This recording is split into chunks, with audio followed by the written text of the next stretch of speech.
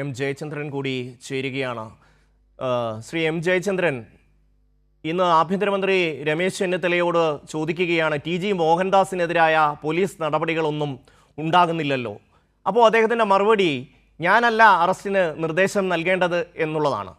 അദ്ദേഹം പറയേണ്ട ഒരു കാര്യം, ഇത്തരം വർഗീയ വിദ്വേഷ പ്രചാരകരോട് സംസ്ഥാന സർക്കാരിന് ഒരു വിട്ടുവീഴ്ചയുമില്ല എന്നൊരു വാക്ക് ആഭ്യന്തരമന്ത്രി പറഞ്ഞാൽ പോലീസ് നടപടി അതിൻ്റെ തുടർച്ചയായി ഉണ്ടാകും, സ്വാഭാവികമായി ഉണ്ടാകും.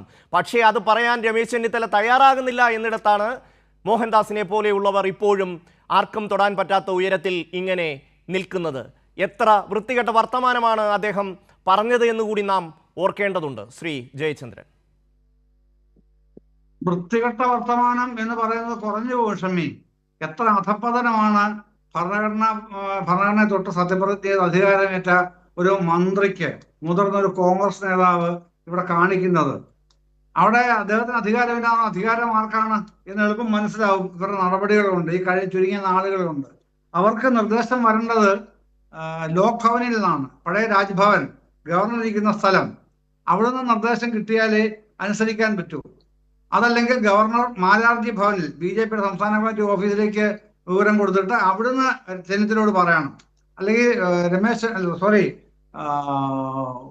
മുഖ്യമന്ത്രി VD സതീശനോട് പറഞ്ഞിട്ട് സതീശൻ രമേശിന് നിർദ്ദേശം കൊടുക്കണം. എന്നാലേ നടപടിയായിട്ട് മുമ്പോട്ട് പോകൂ എന്ന് തന്നെയാണ് ഇതിൻ്റെയൊക്കെ അർത്ഥം എന്നുള്ളത് മനസ്സിലാക്കപ്പെടുന്നത്. കൂടുതൽ വ്യക്തതയോടെ തിരിച്ചറിയുന്നത് ചീഫ് സെക്രട്ടറി ഇറക്കിയ പുതിയ വന്ദേമാതരത്തിന്റെ ഉത്തരവിൽ കൂടെയാണ്. അതും കൂടെ ചേർത്ത് വെച്ച് നോക്കുമ്പോൾ ഇവരുടെ തീരുമാനങ്ങൾ, എല്ലാ തീരുമാനങ്ങളും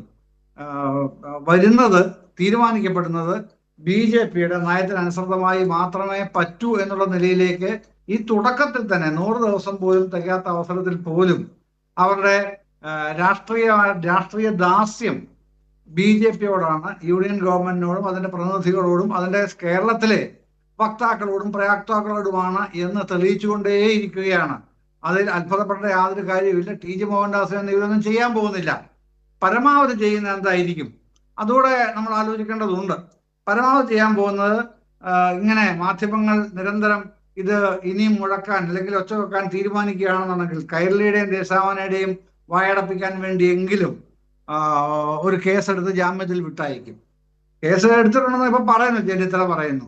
അങ്ങനെയാണ് പോലീസ് അധികാരികളോട് ചോദിക്കുമ്പോൾ അവരും പറയുന്നത് കേസൊക്കെ എടുത്തിട്ടുണ്ട് എന്നാണ് പറയുന്നത്. കേസെടുത്തിട്ടുണ്ട്, നിങ്ങൾ എന്താണ് പോയി ഈ മോഹൻദാസിനെ അറസ്റ്റ് ചെയ്യാത്തത്? നിങ്ങളുടെ ആവശ്യത്തിനുള്ള എല്ലാ തെളിവുകളും, ക്രിമിനൽ കുറ്റമാണല്ലോ ചെയ്തിരിക്കുന്നത്, പച്ചയ്ക്ക് പറയുകയല്ലേ ചെയ്യുന്നത്.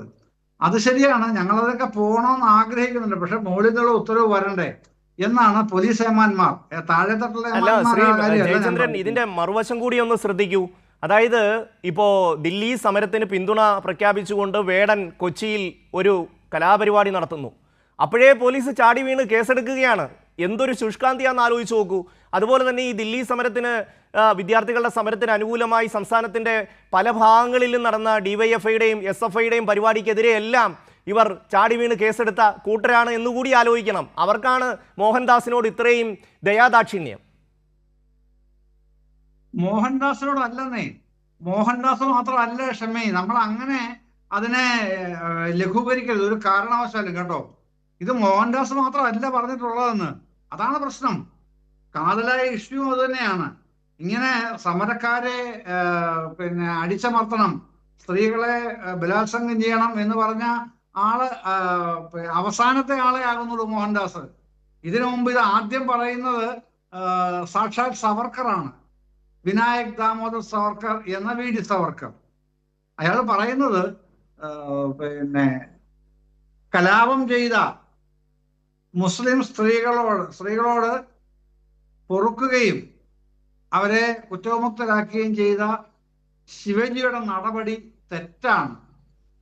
അവരെ ബലം പ്രയോഗിച്ച് കീഴടക്കുകയും ബലാത്സംഗത്തിന് വിധേയരാക്കുകയുമാണ് ചെയ്യേണ്ടിയിരുന്നത് എന്ന് എഴുതി വെച്ച ആളാണെന്ന്, ആ ആളിന്റെ പേരാണെന്ന് VD സവർക്കർ എന്ന്. അപ്പൊ ഇത് ഒരു മോഹൻദാസിൽ തുടങ്ങുന്നതല്ല, ഒടുങ്ങുന്നതുമല്ല. ഇത് പരമ്പരയായി ഇവരെ പഠിപ്പിക്കുന്ന ഇതാണ്. അത് പാടുന്ന അവസാനത്തെ ഒരു ഇവരുടെ പൈങ്കിളിയാണ് മോഹൻദാസ് എന്നുള്ളതേ ഉള്ളൂ. അപ്പൊ അതിനെന്തിനാണ് ഒരു ജനാധിപത്യ ഭരണകൂടം ഓച്ചാനിച്ചു കൊടുക്കുന്നത്? അതിനെന്തിനാണ് ഒരു ആഭ്യന്തരമന്ത്രി ഇത് തീരുമാനിക്കേണ്ടത് ഞാനാണോ എന്ന് ഈ വിഫലമായി കരയുന്നത്? അപ്പൊ ചെയ്യാൻ സമ്മതിക്കാതെ തീരുമാനങ്ങൾ എടുക്കുന്ന മറ്റേതോ അദൃശ്യ ശക്തികൾ മുകളിൽ ഉണ്ട് എന്ന് പരസ്യമായി സമ്മതിക്കുകയാണ് ചെന്നിത്തല ചെയ്യുന്നത്. ഇത് ചെന്നിത്തലയ്ക്ക് ഭൂഷണമാണെന്നുള്ള അദ്ദേഹം ആലോചിച്ചാൽ മതി. പക്ഷേ കോൺഗ്രസ് എന്ന പാർട്ടിക്ക് ഇത് ഭൂഷണമായിരിക്കുന്നത് എന്തുകൊണ്ടാണ് എന്ന് ചിന്തിക്കുമ്പോഴാണ് ഞാൻ ആദ്യം പറഞ്ഞത്. ഈ ഒരു കാര്യം കൂടെ പറഞ്ഞ് ഞാനത് അവസാനിപ്പിക്കാമെന്ന് വിചാരിക്കുന്നു. ഈ 1950 ജനുവരി 24 ചേർന്ന ഭരണഘടനാ അസംബ്ലി, ആ കോൺസ്റ്റിറ്റ്യൂവന്റ് അസംബ്ലിയിലാണ് ഡോക്ടർ രാജേന്ദ്ര പ്രസാദ് ഒരു പ്രമേയം അവതരിപ്പിക്കുന്നത്. ഇന്ത്യയുടെ ദേശീയ ഗാനമായി ജനഗണമനയെ അംഗീകരിക്കുന്നു. ഒപ്പം ഇന്ത്യയുടെ ദേശീയ ഗീതമായി വന്ദേ മാതരത്തിലെ ആദ്യത്തെ 2 സ്റ്റാൻസ മാത്രം അംഗീകരിക്കുന്നു. ബാക്കി ഇന്ത്യയുടെ പൊതു മതനിരപേക്ഷ ധാരയുമായി യോജിക്കാത്തത് കൊണ്ട് ആദ്യത്തെ 2 സ്റ്റാൻസ ഒഴികെയുള്ള 4 സ്റ്റാൻസകൾ ഒഴിവാക്കുന്നു.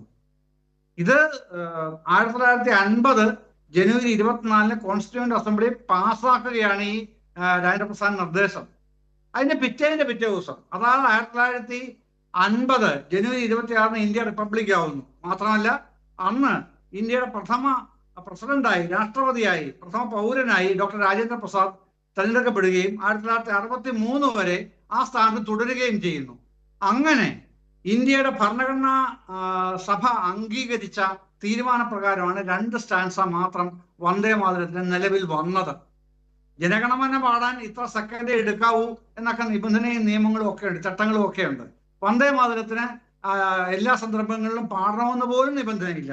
ആരെങ്കിലും പാടുന്നെങ്കിൽ അതിന് വിലക്കില്ല, പക്ഷെ 2 സ്റ്റാൻസ മാത്രം. അപ്പൊ ഇതിനെതിരായിട്ട് മുഴുവൻ പാടണം, എന്നൊരു ഗവർണറെ തീട്ടൂരം വന്നാൽ സൗകര്യമില്ല എന്ന് പറയാനുള്ള നട്ടല് വേണമെന്ന് ഇവിടുത്തെ ഭരിക്കുന്നവർക്ക്. അതില്ലാത്തത് കൊണ്ടാണ് ഇയാള് വിദ്യാഭ്യാസ മന്ത്രി പറയുന്നത്, അയ്യോ അത് ഗവർണർ ഇങ്ങോട്ട് തന്നതല്ലേ, നമുക്ക് നിഷേധിക്കാൻ വകുപ്പില്ലല്ലോ എന്ന് വാഴപ്പിണ്ടി, അട്ടലിന്റെ സ്ഥാനത്ത് വാഴപ്പിണ്ടി വെച്ചിട്ടുള്ള ആ മന്ത്രി പറയുന്നത് നമുക്ക് കേൾക്കേണ്ടി വരുന്നത്. അത്ര ലജ്ജാകരമാണ് ഇവരുടെ ദാസ്യവൃത്തി. അതുകൊണ്ടാണ് ഞാൻ ആദ്യമേ പറഞ്ഞത്, ഈ BJPക്ക് RSS ദാസ്യവേല ചെയ്യുന്ന പണിയാണ് കേരളത്തിലെ ഭരണകൂടം ഓരോ കാര്യങ്ങളിലും ചെയ്തുകൊണ്ടിരിക്കുന്നത്. അതൊന്നും അംഗീകരിച്ച് മുമ്പോട്ട് പോകാനേ കഴിയില്ല. ജനങ്ങൾ ഇതിനെ ചെറുക്കുന്ന ഒരു ദിവസം അതിവിദൂരമല്ല, സമീപകാലത്ത് തന്നെ അത് ഉയർന്നു വരികയും ചെയ്യും എന്നുള്ള കാര്യത്തിലും എനിക്ക് തർക്കമില്ല. ഷമി.